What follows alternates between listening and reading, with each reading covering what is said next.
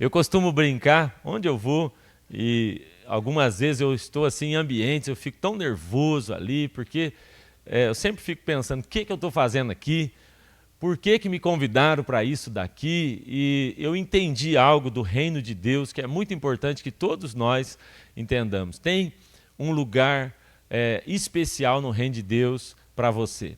Todos nós temos um papel, uma função. E aquilo que eu falei hoje, quando nós estamos focados naquilo que Deus nos chamou para fazer, esse foco, essa concentração dá para nós relevância.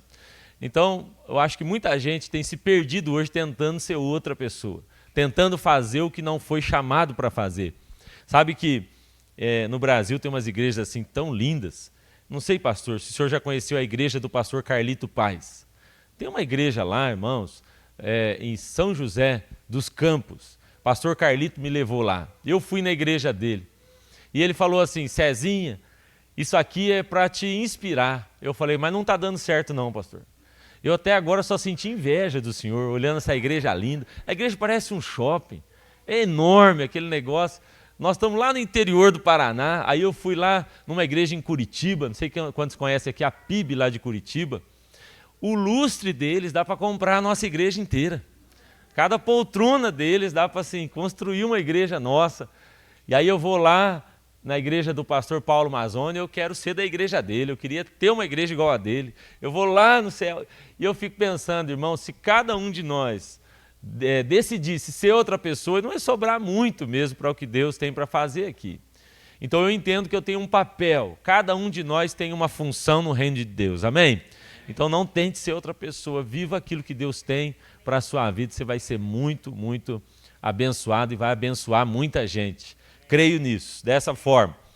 Bom, eu estou feliz de estar aqui com os irmãos, eu tenho percebido o ambiente que existe aqui, e eu estou assim inspirado, falei com o pastor agora há pouco mesmo, sou inspirado aqui, conhecendo os irmãos mais profundamente e sendo abençoado, porque há um ambiente aqui de presença de Deus muito gostoso, viu?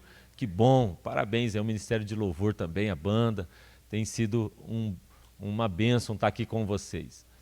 A Bíblia fala para nós, quando a Bíblia fala sobre caminho, e eu tenho pensado muito nisso depois que a gente entendeu sobre esse tema aqui, a Bíblia fala, irmãos, que cada um de nós está em um caminho. Todos estamos em algum caminho. Jesus falou, tem dois tipos de caminho, tem o largo e tem o estreito.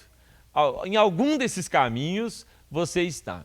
Então nós precisamos decidir andar pelo caminho de Jesus, andar no caminho com Jesus e escolher chegar nesse lugar que é o destino. E a Bíblia fala sobre uma porta, que é o ponto de partida, fala sobre um caminho estreito, que a Bíblia deixa claro não vai ser fácil, é por isso que alguns escolhem o errado, porque nem sempre o caminho certo é fácil. Como eu falei hoje aqui pela manhã, é mais fácil andar de modo distraído, é mais fácil você andar olhando para todos os lados do que ser focado, mas só aqueles que estão no caminho certo, andando pelo caminho estreito, é que vão chegar no destino certo. E esse é o ponto que nós temos que refletir. Bom, hoje pela manhã, nós falamos aqui um pouco sobre o caminho da distração e como esse caminho pode nos afastar do Senhor. E eu insisti aqui que o caminho mesmo que Deus tem para nós é um caminho de concentração e foco, amém? Você está decidido a andar olhando para Ele, focado nele, correr a carreira sem se distrair. Distrações são perigosas. Você até riu do povo que morreu esquisito lá, né? Toma cuidado, você está muito irônico, você não pode ficar rindo dessas coisas. Mas agora eu quero falar com vocês sobre um outro caminho. Nós falamos sobre o caminho da distração e hoje eu quero falar com você sobre o caminho original. Vamos repetir isso? O caminho original. Então, abra sua Bíblia comigo, por favor. Eu quero ler Gênesis capítulo 28.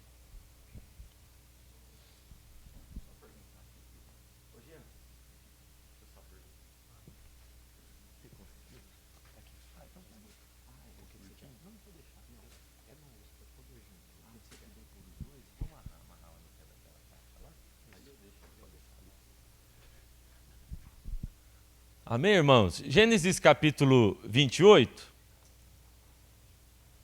nós vamos ler o 28 e depois eu quero ler com os irmãos também o Gênesis capítulo 35. Ok? Acharam aí Gênesis capítulo 28? Eu quero que você perceba algo aqui interessante. Deus tem falado tanto comigo sobre essa mensagem e eu sei que Ele vai falar com você aqui também. Então, capítulo 28 de Gênesis é um texto, irmãos, tão especial. Se você olhar ali no verso 11, por exemplo, você vai perceber que há um momento em que Jacó, ele chega em um determinado lugar, ele fica cansado, está com sono, e aí ele deita para dormir. A Bíblia diz que ele toma uma pedra como travesseiro, você conhece a história. Tomou a pedra como travesseiro, se deitou e dormiu. E a Bíblia diz que ele tem um sonho, está lá no verso 12, sonhou, e ele viu uma escada, e nessa escada haviam anjos, os anjos então subiam e desciam por essa escada, mas ao lado da escada estava Deus. Então a Bíblia diz que Deus agora vai falar com ele, e ele fala, olha, o Senhor então falou com Jacó. O que eu quero que você perceba é que essa é a primeira vez que Deus fala com Jacó. Guarde isso, é a primeira. Deus falou muitas vezes com Abraão, depois falou com Isaac, mas com Jacó, essa é a primeira vez. Gênesis capítulo 28, ok? E agora Deus então faz uma promessa linda ali para ele, fala do que Deus vai fazer, vou te dar uma geração poderosa, você vai viver, vai ser frutífero, vai dominar aí a terra, vai se multiplicar, ok. Quando Jacó desperta do sono, isso tudo está em Gênesis capítulo 28, ele desperta do sono, ele fala, meu Deus, eu nem percebi que Deus estava aqui, esse lugar é maravilhoso. E a Bíblia diz que ele deu àquele lugar o nome de Betel. Diga comigo, Betel. Então, você vai encontrar isso lá no verso 19, e ele chamou o nome daquele lugar Betel. Antes se chamava Luz, mas ele mudou o nome. Aqui é Betel. Betel é o lugar, a primeira vez onde Deus falou com Jacó. Agora, Gênesis capítulo 35, você vira aí as páginas da sua Bíblia, quase ninguém tem Bíblia de papel mais, né? Você passa o seu aplicativo aí pela frente. E aí, Gênesis 35, perceba isso aqui comigo. Muita coisa acontece do capítulo 28 até o capítulo 35, você concorda comigo? Você conhece a Bíblia, você vai ver. Nesse período, irmão, muita coisa aconteceu. Ele foi para Peniel, ele encontrou com o irmão, as coisas aconteceram, agora ele já tem filhos, agora muita coisa acontece na vida de Jacó. Estamos agora no capítulo 35. O que acontece? No 35, Jacó já desviou quase.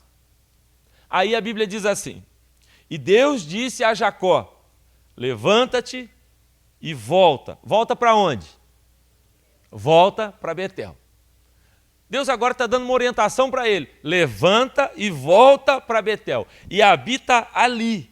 E faz ali um altar para Deus. Aquele que te apareceu quando você fugia da face de Esaú, o teu irmão. Então agora, verso 2. Jacó disse à sua família, nós precisamos voltar para o caminho de Betel. E a todos que estavam com ele disse, lançai fora os deuses estrangeiros que estão entre vocês, purifiquem-se e troquem de roupa. Ele está dizendo, gente, acabou. E ele diz agora, então no verso 3, ele vai dizer, então levantemo-nos e vamos subir aonde? Betel. Ok, irmãos? E ali nós vamos fazer um altar, nós precisamos voltar para aquele lugar. Amém? Até aqui, irmão? Você entendeu o contexto? Eu preciso que você entenda o contexto para a gente poder seguir com a pregação.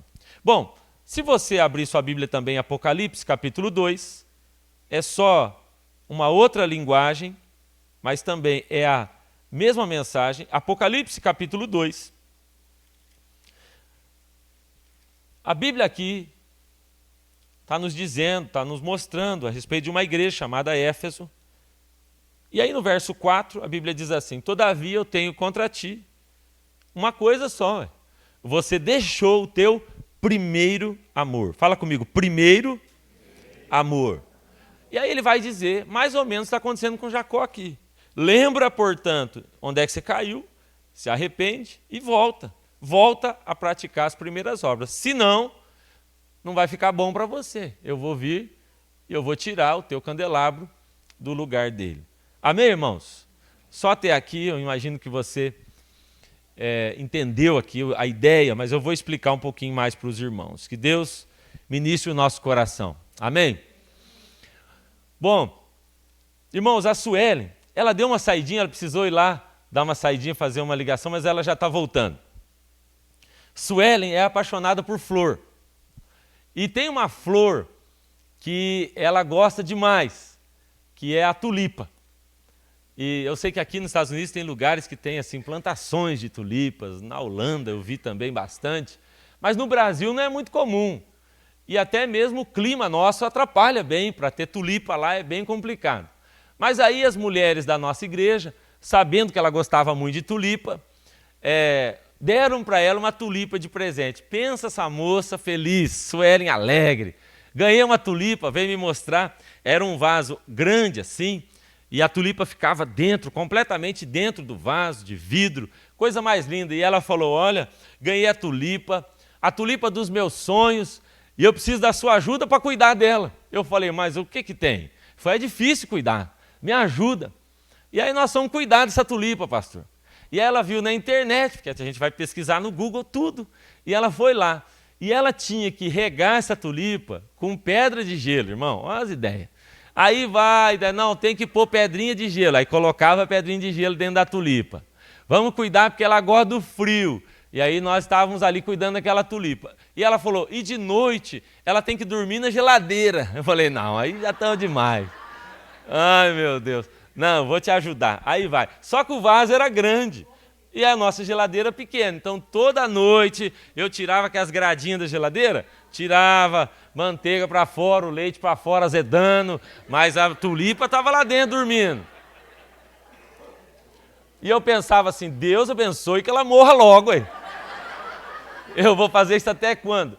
Só que a tulipa estava cada dia mais bonita. E eu falei, tá dando certo. E aí gelinho todo dia. Eu ia pegar gelo para pôr na Coca-Cola, não podia. O gelo é da tulipa. Que tulipa é essa? Estava com ódio dela. Vai, põe gelo. E à noite, irmão, aquela coisa todo dia. Nós fizemos isso por 3 meses. Eu morro de vergonha. Fiz, pastor. Parecendo pai de pet. Tava lá. A tulipinha, põe lá e vai. E aí, 3 meses, uma estação inteira nós fizemos isso, cuidando dessa tulipa. Isso ele dizia, tá vendo, tá dando certo. Um dia ela chegou a falar assim para mim, eu acho que ela está crescendo. E eu pensava, meu Deus do céu. 3 meses depois, eu chego em casa, a Sueli está chateada, a tulipa está na mesa. A hora que ela entrar aí, vocês vão ter que rir dela disso aí, não é possível. E ela falou assim, ó, tô notícia ruim para te contar. Eu falei, que notícia que é? Ela falou, descobri hoje, a tulipa é artificial. Ah, não, pastor. Que vergonha. 3 meses. Aham. Eu quase morro com essa história. Ai, ai. Você deve imaginar a minha vontade de pedir um divórcio na hora, né? Eu acho que dá justa causa, não dá? Coisa dessa? Não. Eu falei, não, isso não é verdade, não. Ela falou, tô te falando. Eu falei, Sueli, outro dia você falou pra mim que ela tá crescendo. Ai, artificial. Irmãos, que vergonha que eu fiquei. A tulipinha. Ela ficava dentro de um vidro, então a gente não mexia nela, ficava lá. Artificial. E eu estou te contando essa história porque quando Deus começou a falar comigo a respeito desse assunto, foi essa história que ele me lembrou. Acho que ele quis me humilhar, né? Ele me lembrou essa história. Ele lembrou dessa história e eu estou ali ouvindo, pensando, o que isso tem a ver com essa mensagem? Então Deus falou assim comigo, cuidado, Cezinho, cuidado com a vida artificial. Cuidado. Por quê? Ela vai custar caro também. Você vai investir tempo, você vai ter que se desgastar cuidando dela. Aparentemente as coisas vão indo bem, Só que no final aquilo não tem vida, não tem raiz, não produz fruto, não pode se multiplicar, mas a gente tem a impressão que as coisas vão indo bem.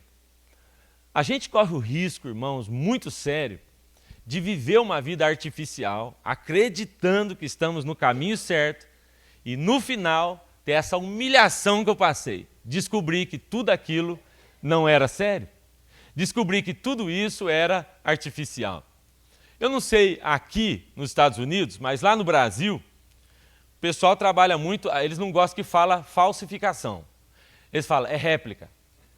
É mais bonito. Fica mais caro, na verdade. Você vai comprar um Nike, você fala assim, esse Nike é original? Ele fala, mas é réplica. Ele fala, mas é igual, mas não é original. Não sei aqui como é que é.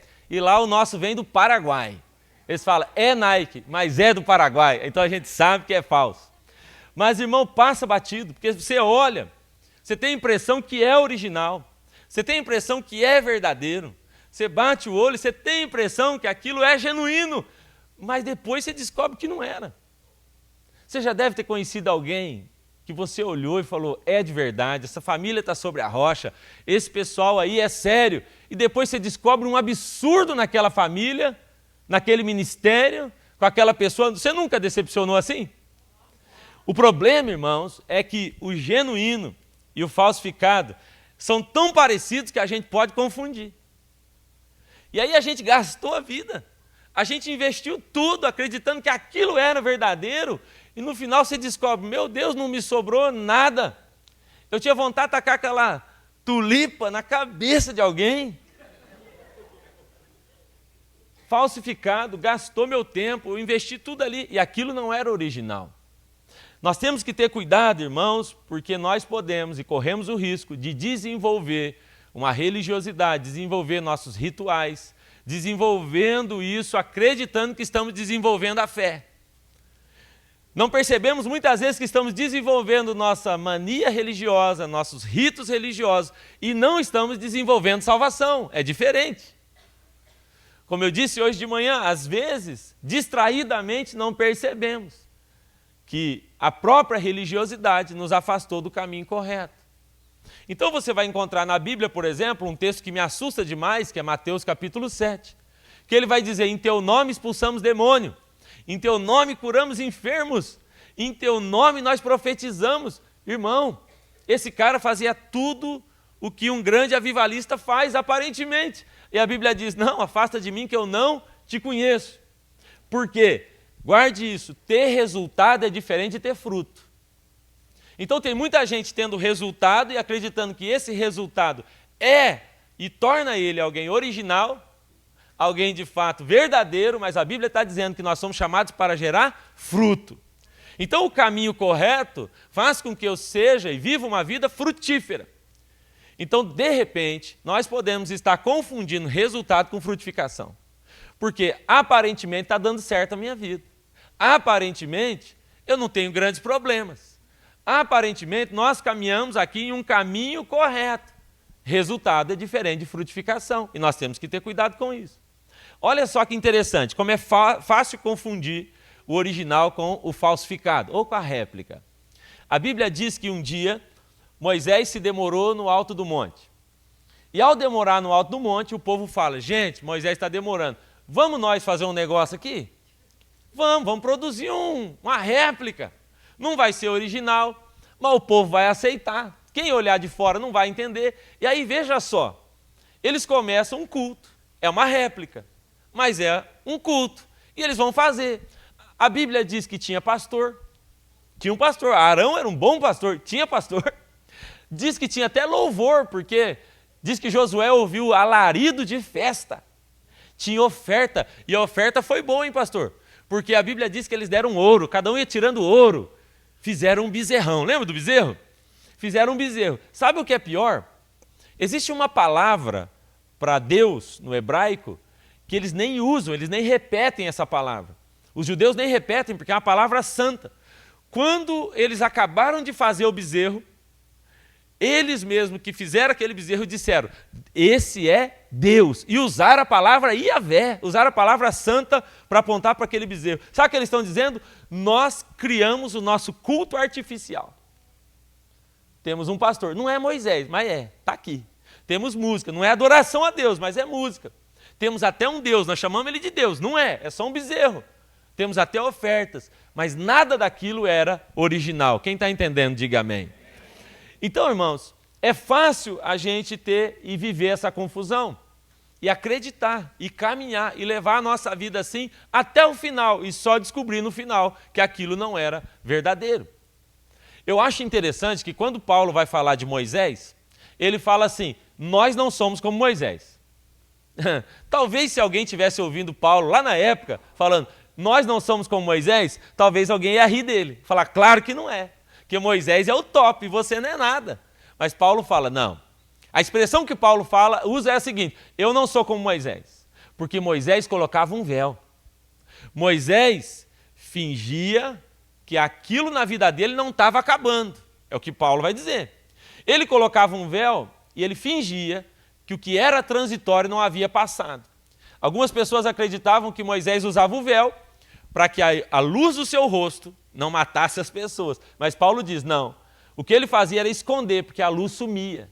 E quando a luz sumia, ele não podia deixar que as pessoas soubessem que ele já não carregava mais a presença. Então ele colocava. Paulo diz, nós não somos como Moisés. Por quê? Na nova aliança não há mais espaço para o artificial. Na antiga aliança, tudo bem, o pessoal enganava, fazia, mas na nova aliança não há mais esse espaço. Eu acho interessante, pastor, porque Paulo diz, nós não somos como Moisés. Porque Moisés era maravilhoso, era um homem de Deus. Nós olhamos para a história, honramos Moisés, mas vamos pensar, irmãos, Moisés escondia isso, fingia que a glória não tinha ido. Moisés foi o cara que teve problemas dentro da sua família, problemas sérios, a ponto de Jetro ter que levar a filha de volta. Falou, pega, essa mulher é sua, rapaz. Ele não tinha circuncidado seus filhos. Lembra que pelo caminho quase Deus o matou porque ele não havia circuncidado seus filhos. Moisés é maravilhoso, mas Moisés tem seus problemas. E Paulo está dizendo, nós não queremos essa vida como de Moisés. Nós, agora com o rosto descoberto, assim, olhando no seu olho, nós vamos viver uma vida original. E nós vamos avançar, e é isso que Paulo vai dizer. E agora, nós, refletindo a imagem de Deus, de glória em glória, nós vamos sendo transformados. O que ele está dizendo é, não há lugar para a gente ficar fingindo mais nada. Não há espaço mais para carregar véu. Agora, ou é original, ou nós estamos todos perdidos. Não tem mais espaço para isso. Paulo está dizendo, não, nós não somos. Nós não somos como Moisés, nós não vamos. O nosso segredo, irmãos, o segredo da vida com Deus, o segredo do caminho original é andar na luz, é andar em verdade, é andar em integridade. Esse é o nosso segredo. É caminhar olhando no olho do seu cônjuge, olhando no olho dos seus filhos. Esse é o caminho que de fato nos leva à presença do Senhor. Quem está entendendo, diga amém. Agora, sabe, irmãos, quando eu penso nisso, quando eu penso numa vida falsificada, uma réplica, ou os perigos de uma vida artificial, eu penso assim, qual que seria o caminho, então, para que a gente não se perdesse dessa forma? Então, o caminho para mim é voltar à origem. Quando a gente fala de original, vocês entendem isso bem? O falsificado e o original, está claro? O que é artificial é diferente do que é original. E quando a gente fala de original, nós estamos falando de origem, daquilo que é o verdadeiro, de onde isso nasce, de onde isso começa, da Gênese. Então o desafio que nós temos hoje aqui, nessa noite eu quero repartir isso aqui com os irmãos, é que se nós quisermos ter uma vida séria, andando no caminho original, nós vamos ter que aprender a voltar lá na origem, para entender de fato o que Deus queria de nós, para entender o que desde o começo Ele pediu para nós, para nossas famílias, para que a gente vivesse e não se perdesse. Sabe, irmãos, existem coisas que Deus plantou no homem, que Ele plantou no começo. Você sabia, desde quando então Deus formou Adão e Eva, Ele os forma, e a Bíblia diz que ao formar, fez Deus então o homem, a sua imagem e semelhança, e Deus então os abençoou. Isso está na origem, isso está na Gênesis. A Bíblia diz, e Deus então o abençoou, E declarou: sejam fecundos, sejam frutíferos, dominai sobre a terra. Isso está na nossa origem. Você entende? Isso está lá no nosso começo. E nós precisamos voltar para essas coisas. Voltar lá para a origem. O que foi que Jesus falou para os seus discípulos lá no começo? O que foi que aconteceu lá na igreja de Atos, a igreja original? O que foi que Adão e Eva ouviram lá no começo? Isso tudo faz muita diferença. E eu quero assim trazer para os irmãos... A irmã da Tulipa chegou ali, só para vocês aplaudirem o Senhor pela vida dela.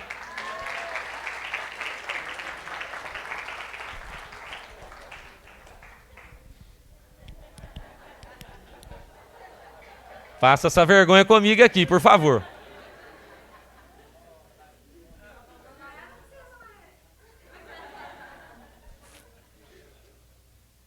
Ô, irmão, só para finalizar o testemunho. Aí depois que o povo da igreja descobriu que era falsificado, que a gente cuidou, todo mundo riu de nós, aí eles deram uma original para a Sueli. Aí morreu em 3 dias. Aleluia. Durou 3 dias lá em casa. O desafio, então, é voltarmos ao original, à origem. Deixa eu te dar um exemplo aqui para isso ficar claro e ficar guardado no seu coração. Quem aqui é de Minas? Deixa eu ver. Pessoal de Valadares.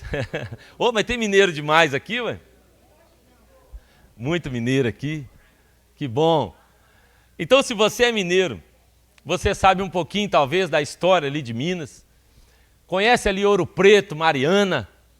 Aquela região ali ficou conhecida, conhecem? Ouro Preto, Mariana, aquela região ficou conhecida por conta do seu garimpo, né, de quanto ouro foi tirado dali. Não sei se vocês sabem, mas no período de 1700, Portugal descobriu ouro ali em Ouro Preto e Mariana. E nesse período de 1700, irmãos, foi tirado tanto ouro desse lugar que chegou um momento que 50% de todo o ouro do mundo saía lá de Minas Gerais. Vinha dali, Ouro Preto e Mariana. Então eles começaram a explorar aquele lugar, cavando túneis. Eles iam cavando, escavando, tirando o ouro. E muito ouro saiu dali. Aí chegou um ponto que já aquele ambiente já não era mais suficiente para eles explorarem o ouro. Então eles começaram a entrar e cavar assim túneis intermináveis. Só que aquela é uma região que tem muita água. Depois você pesquisa isso aí na internet. Então, quando eles cavavam os túneis, enchia de água. E eles precisavam, então, agora bombear essas águas, tirar ela dali, para eles poderem explorar, e foram tirando ouro. Tiraram muito ouro dali ainda e cavaram, então, túneis intermináveis. Para você ter uma ideia, tem uma mina ali, chamada Mina da Passagem, em Mariana, que ela tem mais de 30 quilômetros de túneis. Lindos os túneis. Você entra por lá. É um labirinto, mas você pode ir lá explorar. Na década, então, de 1960, eles decidiram que não tinha mais ouro para ser explorado e eles desativaram as minas. Só que o que aconteceu? Quando eles pararam de tirar a água de lá, tudo aquilo, então, encheu d'água. E se você pesquisar hoje, ainda ali existe, na Mina da Passagem, por exemplo, um dos lagos mais cristalinos do mundo, fica lá submerso, fica bem abaixo do nível ali, então, e ele é um dos melhores lugares do mundo para a prática do mergulho. Você procura isso depois na internet, você vai ver, é lindo. O pessoal vai para lá para mergulhar. Aqueles túneis, aquele lago cristalino, é bem legal.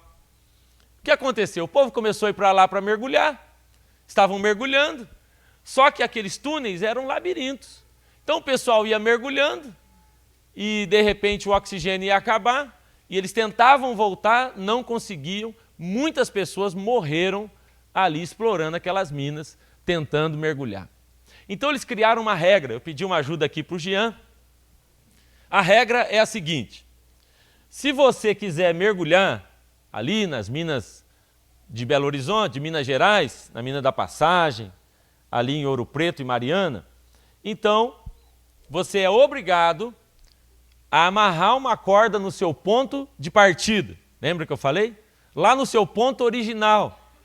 Você agora amarra uma corda no seu ponto original e para você explorar aquele caminho lindo, você então tem que amarrar a essa corda algo no seu corpo e aí você pode explorar. Porque quando você perceber, olha, a coisa apertou, meu oxigênio está acabando, a única coisa que você vai precisar fazer é continuar agarrado por essa corda e volta para o caminho original, e agora está preso ao seu ponto de partida, é o que garante a sua vida no caminho. Quem está entendendo, diga amém. Então, se você tem uma corda que te conecta à sua origem, ao original, então você vai ter vida. E isso vai te ajudar a sobreviver. Mas se isso não tiver em você, é bem possível que ali dentro daquelas minas você se perca e morra. Você já percebeu, irmãos, que a vida, ela é um grande labirinto? Você já percebeu que muitas vezes, na nossa vida, a gente se vê assim perdido. Como é que eu faço para voltar? Como eu faço para me encontrar de novo? E o desafio, irmãos, é esse. O de manter sempre uma conexão ao nosso ponto original. Não me esquecer de onde eu saí. Não me esquecer de como Deus me encontrou. Não me esquecer de quem eu fui antes dele. E é interessante porque Deus fala isso com a igreja de Éfeso. Eles falam assim, gente, vocês são maravilhosos.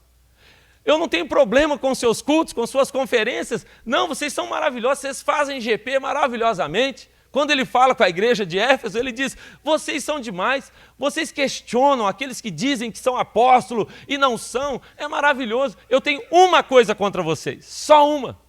Qual é? Ele diz, vocês esqueceram o primeiro amor. Vocês perderam o ponto de saída. E agora vocês ainda são igreja, vocês ainda estão no caminho, mas é uma questão de tempo para vocês morrerem, porque vocês perderam o primeiro amor. Sabe, irmãos, há uma linha da psicologia que diz que a sua memória mais antiga é a que mais gera influência na sua vida agora. Sabe aquela coisa que você fala, meu Deus, eu lembro disso, eu era criança lá em Minas Gerais, e eu tenho uma lembrança, essa lembrança sua mais antiga é possivelmente aquela que gera maior influência na sua vida hoje. E nós não percebemos, irmãos, que às vezes deixar o nosso ponto original pode ser a razão pela qual hoje no caminho a gente não tem se encontrado mais. Então Deus fala com Jacó, ele leva Jacó a Betel, presta atenção. Jacó está lá em Betel, e aqui em Betel Deus o marca, lembram? A Bíblia diz, é a primeira vez então que Deus está falando com Jacó. E aqui em Betel ele recebe uma palavra, eu vou te abençoar, você vai ser pai de multidão, assim como eu fiz com Abraão, eu farei com você. Ele recebe uma palavra e a Bíblia diz que ele, naquele lugar, ele tem uma experiência com Deus, ele percebe que há uma conexão com o céu, há uma escada, aquele é o ponto de partida de Jacó. Ele chama aquele lugar de Betel. Então ele vai caminhando, ele conhece a esposa, ele passa por Peniel, e agora as coisas na sua vida já vão indo bem. Porque quando elas estão mal, é mais fácil a gente se apegar com Jesus. Só que agora começou a ir bem. E agora as coisas vão indo tão bem que Jacó esquece a sua corda. Ele abandona. E aí o que acontece, irmãos, é que os seus filhos agora se desviam. A Bíblia diz que os seus filhos, a filha dele foi abusada, os meninos dele armaram uma estratégia para matar os caras todos que abusaram da filha. Está um caos, o povo quer matar ele, os seus filhos têm deuses entre eles, você leu o texto ali comigo. Chega um ponto que a bagunça está tão grande que Deus fala com Jacó, para tudo. Volta para onde? Para Betel. Eu quero que você volte lá no seu ponto original. Eu quero que você volte lá no seu ponto de saída. Jacó, você se perdeu. E eu quero insistir aqui, irmãos, nessa noite que talvez hoje, para muitos aqui, o nosso desafio hoje seja voltar à nossa origem. Me lembrar de quando tudo fazia sentido. Me voltar de quando meu coração acelerava de pensar que eu estava indo para a igreja. Sabe, irmãos, quando eu estava orando sobre essa palavra, eu estava orando e eu tive uma visão de Deus. Deus estava falando comigo sobre isso e, mais uma vez, eu insisto com os irmãos, eu estou pregando para mim aqui de novo. E quando, então, Deus falou isso aqui comigo, eu tive uma visão. Lá no meu quarto, então, orando. Só que a minha visão foi uma visão diferente. Eu nunca tinha tido uma visão assim. Como de uma imagem de um drone. Sabe quando você tem aquelas imagens de drone que vem de cima? E era uma imagem assim, e ela vinha baixando. E ela foi baixando, e era um sítio E aquela imagem então se aproximando, era um sítio bonito, tinha um lago lá naquele sítio, e tinha um menino que corria em volta do lago. E eu fui olhando aquela cena, a imagem que Deus ia me mostrando, e quando eu vi aquela imagem, aquele menino correndo em torno do lago, aquele menino era eu. Era eu que corria em torno do lago. E Deus me lembrou, quando eu tinha 17 anos. Eu tinha 17 para 18 anos, e eu tive uma experiência profunda com Deus. E eu tinha um Passatão velho assim, sabe? Passatão TS, não sei quem é dessa época. E eu me lembro, irmãos, alguém aqui é da época do David Keelan? David Keelan, irmão, aqui é raiz, né? Raiz demais. E aí, pastor, eu comprei um CD preto do David Keelan duplo, Som da Chuva 2. Só raiz vai saber isso aqui. Aí eu comprei aquele CD duplo, mas eu não tinha um toca-CD. Eu fui na casa de um amigo meu, gravei na fita, peguei aquela fita, assim, embracei e falei assim para os meus pais, eu estou desaparecendo. Eu vou ficar 3 dias no meio do mato. Eu estou indo. E fui para esse sítio. E lá nesse sítio, irmãos, eu passei 3 dias. Eu liguei essa fita no meu Passatão. Eu me lembro, irmãos, a madrugada. Eu estava deitado em cima, no teto do Passat, chorando, falando com Deus. Em um momento, tinha uma música, quem conhece, Som da Chuva 2, Estou Saindo do Egito. Vocês lembram dessa música? E eu me levantei e eu comecei a correr. Deus falava comigo, eu vou te levar para as nações, eu vou te levantar como um pregador. Eu tinha 17 anos, eu nem entendi o que era aquilo, mas eu comecei a correr em torno daquele lago e eu gritava, onde o Senhor me levar eu vou correr para onde o Senhor me chamar. Eu vou pelas nações, eu vou no mundo inteiro, eu vou pregar para aqui. E eu corri em torno daquele lago. E aí a cena, a imagem era essa. E quando a visão terminou, e eu vi que aquele menino correndo era eu.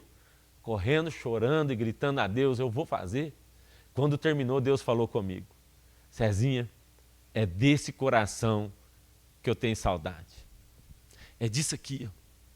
É desse Cezinha. É desse coração. Eu não quero que você vá para longe disso. E naquela hora eu percebi que eu tinha largado a minha corda. Naquela hora eu percebi que, de alguma forma, a agenda, a correria, o ministério, fazer tantas coisas, vende livro, escreve isso, vai ali, de alguma maneira eu havia soltado o ponto original da minha vida. E naquele dia Deus começou a falar comigo, eu quero que você volte, amarre a sua corda, como aconteceu com Jacó, volta para Betel. Eu quero que você olhe para quem está do seu lado e diga assim, volte para Betel. Eu quero te levar ao caminho original. Eu quero te levar de novo ao caminho de onde você não devia ter saído, o caminho da origem. E aí então, irmãos, Deus começou a falar comigo sobre alguns aspectos assim, de algumas verdades do início que nós não podemos perder, para não terminar a nossa vida abraçado com algo que é falsificado. Algumas verdades então que nós não podemos abandonar da nossa vida. Primeira coisa, se você então quer caminhar agarrado na sua corda, eu quero te convidar então, volte ao lugar da paixão pela presença de Deus. Ô irmão, que coisa poderosa. Já percebeu que todos nós, quando começamos nossa carreira cristã, todos nós, lembra lá do seu início, lembra lá do seu começo, lembra lá quando Jesus te encontrou, quando você aceitou Jesus, quando você foi para o seu encontro com Deus, sei lá onde foi. Cada um tem uma história. Às vezes tem uma música que a gente ouve e lembra a gente, não tem? Eu tenho uma do Davi Silva, que lá na igreja toca, só eu que gosto. Só. Eu choro, tá todo mundo com raiva e eu chorando. Essa é a minha música. Eu tô lá. Às vezes toca umas do David Keelan, que é só, música só 2 notas, sol e dó, sol e dó, sol e dó. E eu choro, me acabo, e ninguém gosta. Mas é lá do... E aí, irmãos, ninguém começa desprezando a presença, sim ou não? Não é verdade que a gente começa assim, eu te amo, isso é a minha vida, é o que eu mais quero, e a gente se perde no devocional, a gente se perde em vigília, a gente está nem aí para horário, mas aí vai acontecendo, irmãos, que a gente vai avançando. E eu não sei, irmãos, por que em algum momento a gente relacionou maturidade com esfriamento. E parece que esfriar é ser maduro. Que aquela loucura, aquela gritaria, aquele desespero pela presença, de repente a gente abandona como se isso fosse imaturidade. Então Deus começou a falar comigo: Zezinho, eu quero o caminho de volta. Você vai morrer nesse labirinto, é fácil. Quantos pastores estão se perdendo assim? Quantas famílias estão se perdendo? Estão no caminho certo, mas soltaram a corda. A origem já não tem mais. Aquele coração do início já não tem mais. Sabe, irmão, se a gente não quiser se perder no caminho, eu quero insistir aqui com você. Volte ao lugar da paixão pela presença de Deus. Eu acho maravilhoso. O homem foi feito no 6º dia. Olha lá para a gente, você vai ver. Lá na nossa origem, é assim. O homem foi feito no 6º dia. Eu imagino Adão, então, sendo feito perfeitamente, 6º dia. Ele levanta. Deus o fez. Uau, eu te abençoo. Você vai ser frutífero. Você vai ser fecundo. Uau. E aí Adão levanta e fala: o que nós vamos fazer hoje? Aí Deus fala: hoje é o 7º. Hoje não fazemos nada. Adão está doido para fazer alguma coisa? Acabei de nascer, eu sou o único homem aqui, o que nós vamos fazer? Ele fala: pois é, eu já fiz tudo. Eu te levantei no 7º, te fiz no 6º, seu primeiro dia inteiro é o 7º, para você entender que o princípio, a origem do homem é relacionamento comigo. Você não vai fazer nada. O seu princípio não é trabalhar, o seu princípio não é ganhar dinheiro, a sua origem não é produzir, a sua origem, a minha origem é relacionamento com o Senhor. É assim que a gente começou e é assim que a gente deve voltar a ser para continuar no caminho original. Quem está entendendo, diga amém. Sabe, irmãos, eu costumo afirmar isso. Jesus, eu sou um defensor de Marta, para falar a verdade para os irmãos. Porque, irmãos, a Marta, a gente fala mal dela. Mas não é fácil, não. Porque, de repente, chegou Jesus com 11 mortos de fome na casa dela. O Lázaro não serve para nada, que o Lázaro, vamos falar a verdade do Lázaro. O Lázaro só morreu, só. Leia a história, me fala o que Lázaro fez, nada. Aquele homem, talvez precisava subir a montanha, mas ele, Lázaro só ficou doente, morreu, ressuscitou. Você vai encontrar assim: Lázaro ficou doente, Lázaro morreu, Lázaro ressuscitou, Lázaro está sentado na mesa, só. Então está a Marta desesperada, o irmão não faz nada, e a irmã está lá, adoração, a irmã, ai meu Deus.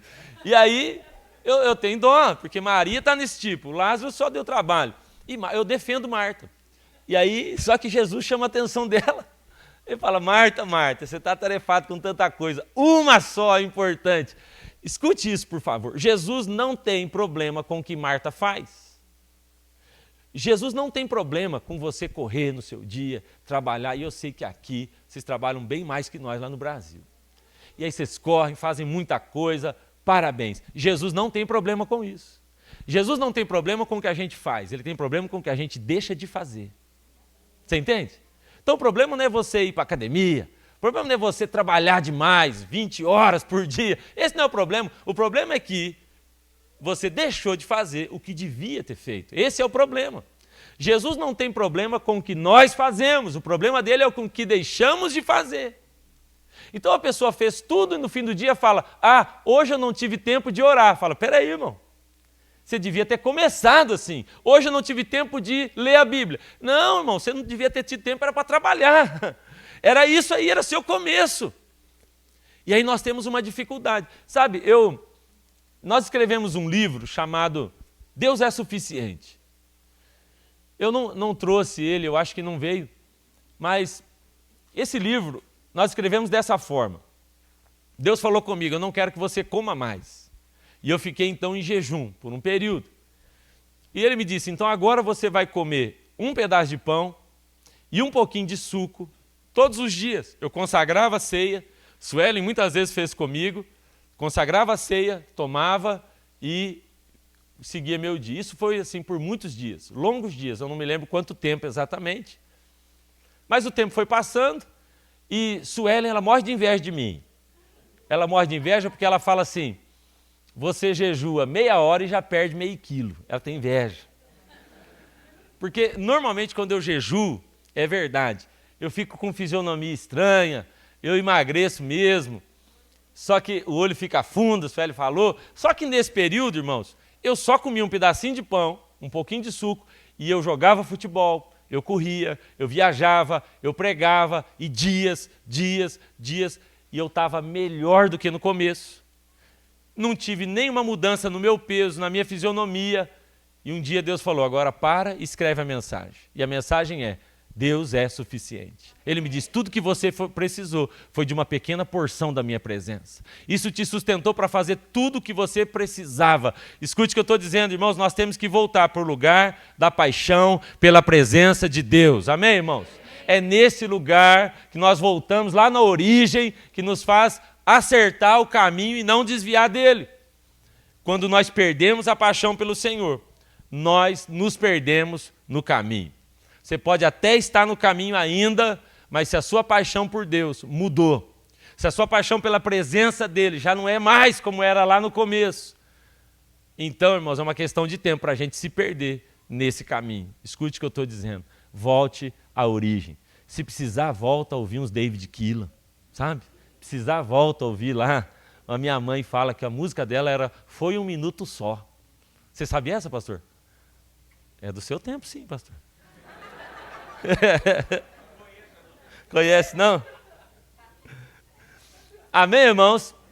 Então, qual é o primeiro aspecto que nós temos que voltar? O lugar da paixão pela presença de Deus. Amém? Fala para quem está falando, agarra sua corda aí, agarra e volta lá. Segunda coisa, nós devemos voltar para o lugar da santidade radical. O lugar da santidade radical. Irmãos, você já percebeu que todos nós no começo, nossa origem, a gente se torna assim aquele crente radical, não é? Não pode nada. Diz que muçulmano radical é xiita. E crente radical é chato. Diz que é assim. Mas é assim, irmão. A gente começa a nossa vida com Deus, é assim. Eu lembro quando eu tive a minha experiência com Deus. E aí eu falei, não, vou ser radical. Raspava a cabeça, fiz um voto, dei todas as minhas roupas. Eu tinha uma camiseta que era de um vereador lá da cidade, uma calça verde. Foi assim que eu conheci Sueli. Ela apaixonou rapidamente. Eu pesava 40 e poucos quilos molhado. E ela apaixonou. E eu dizia, eu não quero. Afastei dos meus amigos. Pus fogo em tudo meus CDs. Não queria. Se eu entrasse num lugar, entrasse qualquer lanchonete, tocava a música do mundo, eu ia embora. Não quero. Radical. Existe uma medida, mas deixa eu te dizer, irmãos, a gente precisa voltar para esse lugar da santidade radical. O lugar onde a gente não negocia nada. O lugar onde não passa uma unha. Sabe o que vem acontecendo hoje? O mundo está ridicularizando tudo que a gente acredita. Então tudo é relativo agora. Tudo é relativo, tudo é liberalismo, progressivismo, humanismo, hedonismo, e está complicado. A gente vai ter que se agarrar na nossa corda, lembrar do que para nós é inegociável, irmãos, e brigar pelos nossos valores. Lutar por isso. E nós não vamos poder negociar nada. A gente precisa voltar para esse lugar da santidade radical. Sabe que o grande problema hoje nosso tem sido pequenas concessões. Escute o que eu estou dizendo. Onde eu tenho ido, que a gente tem visto assim escândalos terríveis de pastores, e escute, começaram apaixonados pela presença, começaram radicais com a sua santidade, mas daí vai passando o tempo. Já viu aquela expressão assim, lá no Brasil usa muito, não, isso aí não dá nada não, isso aí não tem nada a ver, diz que essa é a senha do inferno, quando você chegar lá, é senha, dá nada não, tem nada a ver, pode fazer, pode ouvir, pode dormir com o namorado, pode sim, tem nada a ver, isso é a radicalidade do povo, senha para o inferno. E o problema, irmãos, é que às vezes a gente vai abrindo pequenas concessões, a gente não percebe, que a gente vai entrando num lugar que a gente não devia entrar e vai se afastando do ponto original. Você sabia, irmãos, quando a Bíblia fala sobre Judas, isso chama a minha atenção, que a gente fala assim, Judas traiu Jesus por 30 moedas de prata. Não é verdade. Por quê? Se você for ler em João, capítulo 12, verso 5, a Bíblia diz assim que Judas falou, para que gastar esse dinheiro todo? Podia ter sido dado aos pobres. Aí o texto de João fala assim, não que ele se importasse com os pobres. Na verdade, ele era ladrão, responsável pelo dinheiro dos discípulos, e aí tem uma palavra aqui que é, frequentemente roubava da bolsa. Judas não traiu pelas 30. Judas frequentemente traía. Esse era o ponto. Então Judas andava com a bolsa. Então lá no começo, puxa, Jesus é maravilhoso. E ele falou, ô Judas, então cuida você da tesouraria. Olha que honra, eu tenho agora um ministério. E ele está agarrado aqui na corda. Mas daí um dia lá, o Judas foi comprar pão para a galera. Sobrou um troquinho, a moedinha, ele pegou para ele, ninguém viu, ninguém percebeu. Então agora, a Bíblia diz que Judas frequentemente roubava da bolsa. Por quê? Ele pegava uma moedinha, as 30 moedas é a história que nós sabemos. Mas e o tanto de moedinha que ele pegou da bolsa que a gente não sabe? Mas foi nisso aqui, nas moedinhas da bolsa, que Judas caiu. Então ele abriu uma pequena concessão aqui, tem problema. Vou só dar uma visitadinha nesse site aqui, tem problema nenhum. Eu vou só dar uma enganadinha aqui nesse cliente, tem problema algum. Eu vou só inverter aqui uma verdade, eu só estou ocultando algumas coisas e a gente não percebe que ao abrir concessões, eu largo essa corda que me conectava ao ponto original da minha vida. E essas pequenas concessões estão levando pessoas para o inferno. Vou te contar uma história, pastor, lá do Brasil. Um pastor muito sério de uma grande igreja do Brasil, ele foi para um resort com sua família. E lá nesse resort, no check-in, ele encontrou uma ex-namorada. Agora ele é um homem casado, com filhos, e ele com muita seriedade cumprimentou, apresentou para a esposa, está tudo certo. Foi para o quarto, passaram dias ali. Um dia ele falou para a esposa, vou na piscina. E a esposa falou, pode ir que eu vou ficar. Chegou lá, estava a ex-namorada lá. E aí tratou com muito respeito, falou de Jesus para ela. Nenhum problema. Na hora de ir embora, já indo embora, ele falou assim para ela, foi bom te encontrar aqui, Deus te abençoe. Tudo com muito respeito. Mas a moça falou assim para ele, eu também achei bom te encontrar aqui. Que bom, sua família é linda. E ela falou assim, sabe que de vez em quando eu me lembro de nós, eu tenho saudade? E ele falou assim, ah não, está amarrado isso aí. E tudo bem. Só que aí, eles foram embora. E aí ela mandou um oi para ele no acho que Instagram, e ele mandou um oi.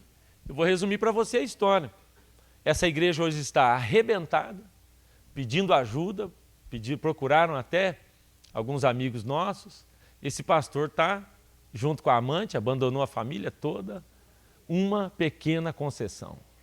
Uma brecha que ele abriu no coração. Escute o que eu estou dizendo, irmãos, parece exagero, mas se você largar essa corda, Satanás vai te encontrar. Ele vai achar. A Bíblia diz assim, e Satanás entrou no coração de Judas, é o que a Bíblia diz. Pequenas concessões. Por favor, não negocie. Agarre a corda e volte para o original, para o lugar da santidade radical. Amém, irmão? Você está entendendo? O que mais que está lá na nossa origem? Eu quero te convidar também a voltar para o lugar da simplicidade. Simplicidade. Isso parece hoje tão fora de moda. Volte para o lugar da simplicidade. Sabe, irmãos, a maioria de nós acredita mesmo, muitas pessoas acreditam que o extraordinário de Deus está por trás do sofisticado. E é interessante que o Deus Todo-Poderoso se manifesta numa manjedoura, sim ou não? Os reis magos, aqueles homens, eles foram procurar Jesus nos palácios, mas ele estava numa manjedoura. Você sabe que a história de Naamã sempre mexe comigo, porque Naamã, hoje nós falamos dele aqui de manhã, Naamã, ele é levado até o rio, ele vai procurar o profeta nem atende Naamã, fala para o seminarista dele, vai lá e dá um recado para ele não é recebido pelo profeta, e aí quando o seminarista sai lá fora, Naamã fala, e aí, o que vai acontecer? O que o profeta falou? O profeta falou para você, vai tomar banho. Vai tomar banho? Essa é a palavra profética para mim? Sim, vai tomar banho. Aí, rapaz, o Naamã, ele explica, ele fala, não vou não, vou embora. Eu pensei que ele se colocaria em pé na minha frente. Eu pensei que ele usaria uma voz do Cid Moreira. Eu pensei que ele abanaria a mão no lugar da enfermidade. Não é assim que ele fala? Eu pensei que ia ser algo extraordinário. E aí ele só manda eu tomar banho. Eu não vou. Nós não gostamos do simples, irmãos. Sabe o que acontece? Nós associamos simplicidade com superficialidade, mas não é verdade. Porque Jesus foi o mais simples e o mais profundo de todos os homens. Então parece que o simples perdeu o sentido. E todos nós começamos simples. Essa é que é a verdade. Sabe que eu vejo assim, irmãos, que começam aqui numa simplicidade andando com Deus, pastor? Começo, ô pastor, meu Deus, olha, Jesus me encontrou. Aleluia, minha casa está servindo. Conta comigo para o que quiser. Ó, precisa lavar banheiro, estou aqui. O que precisa? Abrir um GP na minha casa? Estou aqui. O início é muito simples, pode contar comigo para qualquer coisa. Aí os anos vão passando. Aquele cara que queria limpar banheiro, ele já fala, não, negócio de banheiro agora deixa para os outros. Esse negócio, não, vamos arrumar outro para fazer essas coisas. E de repente você encontra essa pessoa que começou simples, falando para o outro assim, é só os queridinhos do pastor que pode cantar na igreja. Ele nunca chama para pregar. Agora, irmão, só ser chamado de cristão já não é suficiente. Eu quero um título. Eu quero ser chamado de alguma coisa diferente. Outro dia um rapaz me ligou e falou, posso colocar aqui no banner Apóstolo Cezinha? Eu falei, que isso, rapaz? Que isso, o maior título de todos é o Filho Amado, e eu já tenho, já está maravilhoso assim. Mas parece que o tempo vai passando, irmãos, e daí aquele carro que eu tinha não é suficiente mais. A casa que eu tinha não serve mais. E aí, irmãos, parece assim, ou eu sofistico ou eu estou ficando para trás. E o simples não serve. Eu lembro, irmãos, que uma época, muito feliz da minha vida, eu tinha um Fusca. E aí Deus falou comigo assim, Cezinha, simplifica. E eu falei, o senhor se enganou, ué. Né, Júnior? Uai, eu pensei assim, se eu for simplificar um Fusca, eu vou para um Hot Wheels. Sei lá. Uai, não tem como, Jean. Aí simplifica. Meu Fusca ainda para ajudar era desviado. Ele fumava, bebia e jogava. Simplifica. Eu resisti. Até que ele usou uma frase que está nos nossos livros todos, é a frase da nossa vida. Ele falou, o simples gera o extraordinário. Quando a gente se afasta do lugar simples, quando a gente começa assim, a complicar tanta a vida, irmão, lembra aí do seu começo. Lembra lá do seu começo com Jesus. Lembra do começo da sua vida com Deus. Tudo estava bom. O louvor demorou, você nunca achava que demorou. A pregação demorou, você nunca achava que demorou. O culto, o ar-condicionado, a gente nunca reclamava era de nada. Era mato, era o bicho que fosse, irmão. Nós estávamos lá no meio do mato, era só adorando. O simples bastava. Mas agora, eu preciso de tanta coisa. É a rede social, é a foto, é tudo, irmãos. É a roupa. De vez em quando o pessoal pega no meu pé lá na igreja, tem que mudar suas roupas. Só levou, tá bom, deixa eu ser assim. E parece que o simples não é suficiente mais. Eu vou te dizer, quando você volta lá na origem, tem um homem e uma mulher que começou simples. E aquilo bastava. Paulo diz assim na carta aos Coríntios, eu receio que, assim como Eva foi enganada pela serpente, vocês também sejam enganados. E vos afastem da simplicidade de Cristo. Olha o medo que ele tem. A serpente enganou Eva quando tirou Eva do lugar de simplicidade. Se a gente largar essa corda, nós vamos abandonar a simplicidade. Eu quero te convidar hoje a agarrar a sua corda, porque isso aqui depende da sua vida. Amém, irmãos? Em último lugar, já estou acabando. Se você quiser voltar para o caminho original, eu também quero te convidar a voltar para o lugar de investimento em pessoas. Aqui tem algo chave para nós. Sabe que, desde o começo, Deus nos levantou e nos chamou. Quando Ele abençoou Adão, abençoou Eva, Ele falou, sejam frutíferos, multipliquem. E desde o começo, Deus colocou no coração do homem, e Ele chamou a nós para sermos pais e mães de multidão. Então, nenhum de nós foi chamado para ter uma vida isolada. Nenhum de nós foi chamado para ter uma vida numa ilha, separar de todo mundo, nós somos chamados para a vida em comunidade. Mas mais do que isso, Deus nos escolheu e nos chamou para servirmos uns aos outros, para cuidarmos uns dos outros. Lá em Laranjeiras do Sul, nós fizemos uma nomeação geral lá. Nós falamos o seguinte: a partir de hoje, quem aqui ama Jesus? Aí o pessoal levantou a mão. Jesus perguntou isso para Pedro, você lembra? Pedro, você me ama? Deixa eu perguntar aqui, quantos amam Jesus? Levanta a mão. Você lembra qual foi a resposta de Jesus para Pedro? Então vai e apacenta as minhas ovelhas. Então nós fizemos essa pergunta: quem aqui ama Jesus? O pessoal levantou a mão e falei: então está todo mundo nomeado pastor nessa igreja agora. Então agora nós temos lá milhares de pastores naquela igreja. Todo mundo é pastor. Se você ama Jesus, você vai cuidar de gente. É o que ele falou. Investir em pessoas está no nosso DNA. Escute isso. Você pode ter se ferido, se machucado, se cansado. Alguma coisa pode ter acontecido no seu coração e no meu. Mas se você volta na origem, lá na nossa origem está um coração próprio para abençoar e cuidar de gente. Isso está em nós. Eu estava ouvindo esses dias o Douglas Gonçalves. E o Douglas Gonçalves diz o seguinte: nós ficamos tão magoados com Judas que nós criamos uma vida à prova de Judas. Então eu vou criar uma vida à prova de pessoas que possam me ofender, que possam me abandonar, de pessoas que possam me trair. Só que ele diz o seguinte: uma vida à prova de Judas é também uma vida à prova de João, de Pedro, de Tiago. E se a gente se afastar de pessoas que podem, e a gente se blindar de gente que pode nos trair, talvez a gente perca a chance de liderar e discipular um Pedro, um João, um discípulo desse que vai mudar a história da humanidade. Você entende isso, irmãos? É muito sério isso. Sabe que... Tá, acabou? Sabe que tem um texto da Bíblia que eu demorei a entender.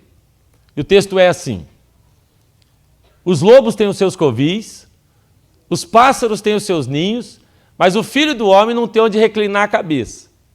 Eu li esse texto, pastor, e pensava assim: bom, passarinho tem onde dormir, o lobo tem onde descansar, mas quem seguir Jesus está lascado, porque nem ele tinha onde reclinar a cabeça. Era assim que eu entendi esse texto. Aí um profeta, um homem de Deus, foi lá na nossa casa e ele falou para mim: Cezinha, você entendeu esse texto errado. Porque lobo não vai para o covil para dormir. Ele vai para o covil para multiplicar. É ali, ele vai para reproduzir. O passarinho não vai no ninho dormir. O passarinho vai no ninho para reproduzir. Então, o que Jesus estava dizendo é: os lobos estão conseguindo reproduzir segundo a sua espécie. Os passarinhos estão conseguindo reproduzir segundo a sua espécie. Mas o filho do homem não está conseguindo reproduzir o seu coração nos seus filhos. O Senhor quer colocar em nós um coração pastoral. Um coração que ama, cuida, tem compaixão das pessoas. Você lembra quando Natan aparece para chamar a atenção de Davi? Você lembra?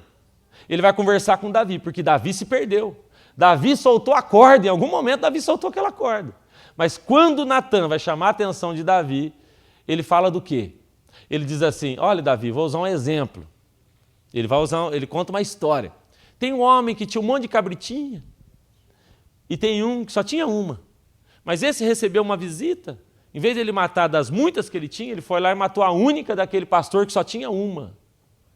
Aí Davi grita: digno de morte é esse homem. E ele fala: esse homem é você. Agora, para trazer Davi de volta à sua origem, o exemplo que ele usa foi o exemplo de um pastor. Você lembra? Ele está falando: porque no começo você era um pastor, cara. Você tinha um coração pastoral. Lá no início você estava disposto a levar gente para sua casa, convidando para a igreja, levando para encontro com Deus, para o seu GP. Era assim que era você. Esse é você. Isso está no seu DNA. O que aconteceu com você? É o que ele está falando para Davi. Você foi o cara que se levantou e matou um leão por causa de uma ovelha. Você era o cara que se levantava e matava um urso por causa de uma ovelha. Você é o cara que foi lutar com Golias por causa de um povo que Deus te deu. Mas agora, o que aconteceu? Você desviou tanto, você soltou essa corda. Davi, volta para o original. Deus está nos chamando para esse ponto. Sabe, irmãos, há um lugar em Deus original. Há uma corda que talvez a gente tenha soltado em algum momento. Eu não estou falando de você, eu estou falando de mim. Como eu te falei, tem horas assim, irmãos, que eu fico me pegando, pregando, e eu estou olhando e pensando: isso aqui é comigo, sabe? E a gente precisa voltar para esse lugar. Eu preciso voltar a ser aquele Cezinha que, puxa, qualquer música do David Keeler acabava comigo. Eu preciso voltar. Eu lembro o início da minha caminhada, eu peguei um mendigo na rua, levei para minha casa, todo mundo ficou bravo comigo. E eu vou ganhar esse cara para Jesus. Esse é o tipo de coisa, irmãos, que a gente não pode abandonar. Às vezes a gente esquece, abandona, se perde e a gente não sabe por quê.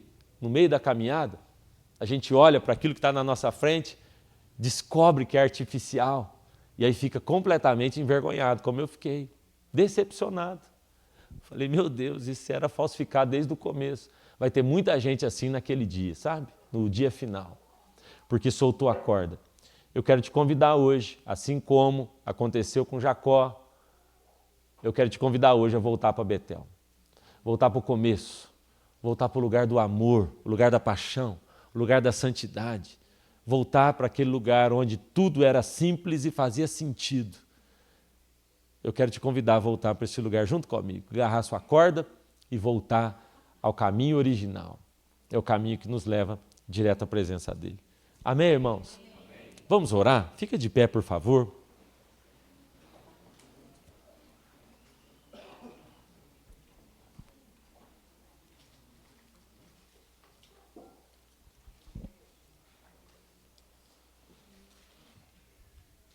Feche os seus olhos, por favor. Eu quero convidar você a meditar, pensar um pouquinho no que Deus tem falado com a gente aqui.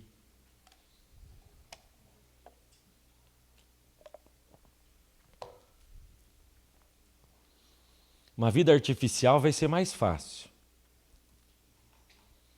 Uma vida artificial, irmãos, vai ser bem mais fácil. Porque é só fingir. Você coloca um véu e está tudo bem. Então eu finjo. Eu venho para a igreja, faço cara de paisagem, eu finjo. Vai ser mais fácil. Eu te garanto que vai ser mais fácil. Eu te garanto que é mais simples cuidar de uma tulipa falsificada do que de uma original.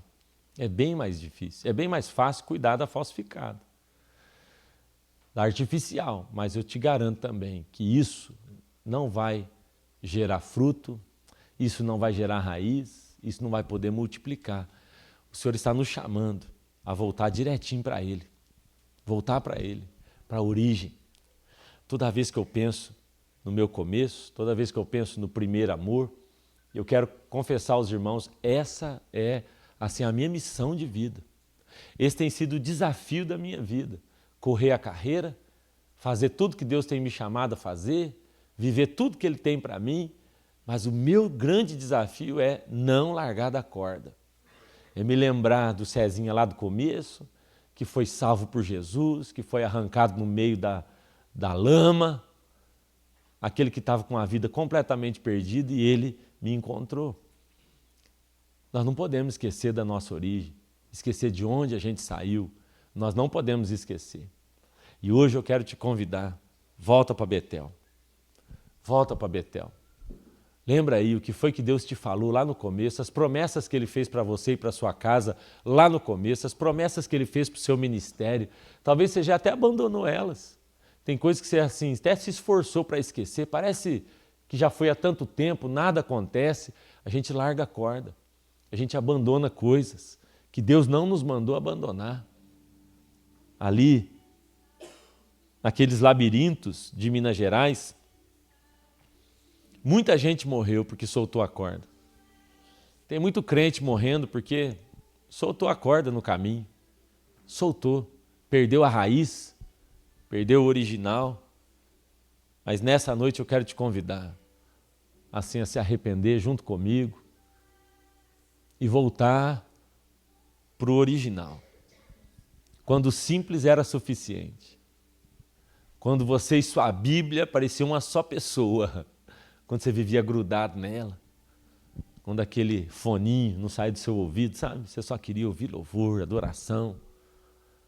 Quando você tinha certeza que seu GP ia multiplicar, ia crescer, e você ia ganhar o bairro inteiro, e você ia ver essa nação aos pés de Jesus, sabe? O que aconteceu com a gente? O que aconteceu com a gente? Eu tenho aquela cena, sabe? Aquela cena eu correndo em torno daquele lago, gritando. Eu era um menino de 17 anos, eu não sabia de nada. Mas eu estava correndo naquele lago. Um coração inteiro de Jesus, correndo em volta daquele lago, gritando, eu vou, eu vou. Sabe o que está acontecendo agora? Agora eu estou indo. Ele tem me levado para os lugares que eu nunca imaginei estar. Nunca pensei. Está aqui, está em outras nações, está em outros lugares, nunca pensei. Mas eu ouço sempre a mesma voz, Cezinha. É desse Cezinha que eu gosto. É daquele Cezinha do lago. Aquele menino dizendo sim, correndo, simples, que não precisa de muita coisa. É disso aí, ó.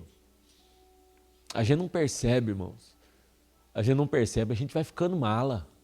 A gente vai ficando difícil, a gente vai complicando.